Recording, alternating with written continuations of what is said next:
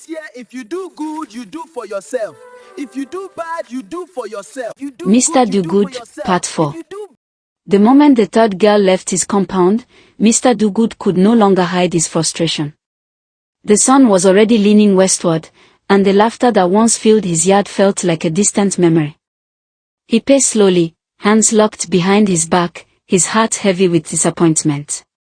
Unable to carry the burden alone, he called for his uncle.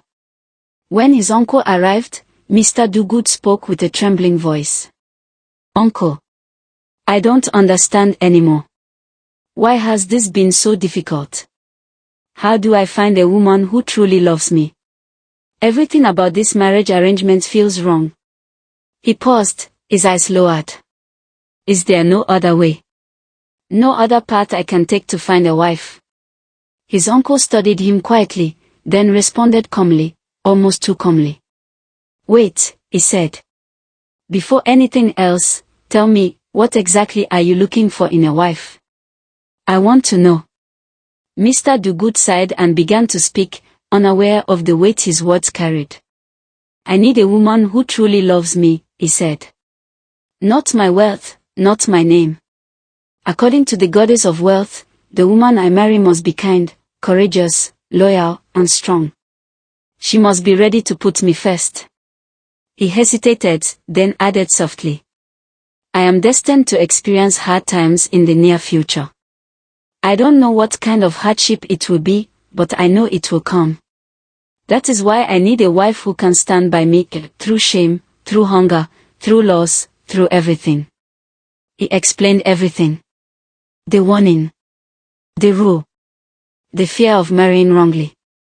His uncle nodded slowly, as though deeply moved. "Don't worry, my son," he said gently. "I assure you, very soon, you will find one." Mr. Dogood felt relief wash over him, not knowing that the man he trusted most had already chosen a darker path. That very night, while the village slept, his uncle wrapped his cloth tightly and walked through the narrow paths to the edge of Membi. He stopped in front of a lonely compound, silent, feared, avoided. It was the home of Mama Uka, the bald-headed woman. A widow known across villages for her dreaded attitude and whispered evil practices. When she opened the door, her eyes glinted in the darkness. "The time is right," Mr. Dogood's uncle said in a low voice. "Listen carefully. Everything I tell you, tell Uka exactly the same way. Do not change a word. She must make no mistake." Mama Uka smiled faintly. Long before that night, Mama Uka's name carried a shadow. She was once married to a wealthy man who later returned to his childhood lover. Enraged and humiliated, Mama Uka was rumored to have killed him and the woman he ran back to. Both died mysteriously. They left behind a 3-year-old daughter, Yugu. To cover her evil, Mama Uka took the child in, not out of love, but out of cruelty. She brought Yugu into her home to live with her own daughter, Uka, not to protect her, but to punish her for the pain her mother had caused. From that day, Yugu's life became suffering. Mama Uka never allowed a single strand of hair to grow on Yugu's head. Each time her hair began to sprout, Mama Uka would sit her down, shave it clean, and stare at her reflection with satisfaction. "It is because I am bald that my husband left me for your mother," she would say coldly. "So as long as I live, your hair will never grow. Only my daughter will wear hair like other maidens of Membi." Uka wore fine clothes. Yugu wore rags. Uka was served. Yugu served. Yugu fetched water, cooked, washed, and bathed Uka.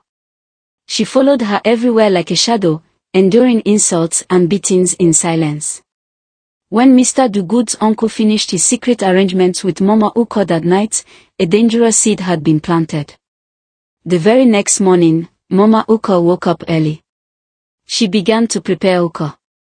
New wrappers were brought out. Beads were cleaned. Perfumes were rubbed. Mama Uka smiled proudly as she dressed her daughter.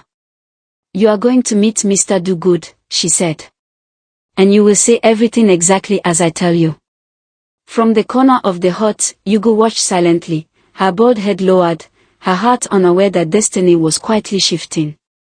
Far away, Mr. Dogood sat alone in his compound, praying for a wife who would love him sincerely. He did not know that evil had already dressed itself in fine cloth. To be continued.